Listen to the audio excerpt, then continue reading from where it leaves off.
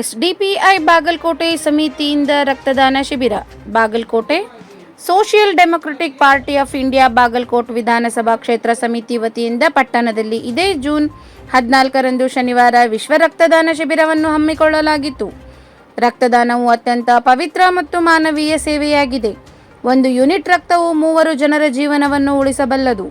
ಅಪಘಾತ, ಶಸ್ತ್ರಚಿಕಿತ್ಸೆ, ಕಾಯಿಲೆಗಳು, ಗರ್ಭಿಣಿಯರ ಗಂಭೀರ ಪರಿಸ್ಥಿತಿಗಳು ಮತ್ತು ಅನೇಕ ಚಿಕಿತ್ಸೆಗಳಿಗೆ ರಕ್ತದ ಅಗತ್ಯವಿರುತ್ತದೆ. ಆರೋಗ್ಯವಂತ ವ್ಯಕ್ತಿಯು ವರ್ಷದಲ್ಲಿ 3 ಅಥವಾ 4 ಬಾರಿ ರಕ್ತದಾನ ಮಾಡಬಹುದಾಗಿದೆ.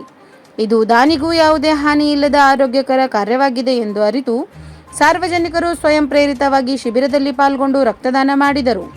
ಈ ಸಂದರ್ಭದಲ್ಲಿ ಎಸ್ಡಿಪಿಐ ಬಾಗಲಕೋಟೆ ವಿಧಾನಸಭಾ ಕ್ಷೇತ್ರದ ಅಧ್ಯಕ್ಷರಾದ ಖಾಸಿಂ ಗೊಳಸಂಗಿ, ಮೆಹಬೂಬ್ ಹಡಗಲಿ, ಸದ್ದಾಂ ಮುಲ್ಲಾ, ಅಲ್ತಾಫ್ ಮದರಿ ಸೇರಿದಂತೆ ಇನ್ನಿತರರು ಉಪಸ್ಥಿತರಿದ್ದರು.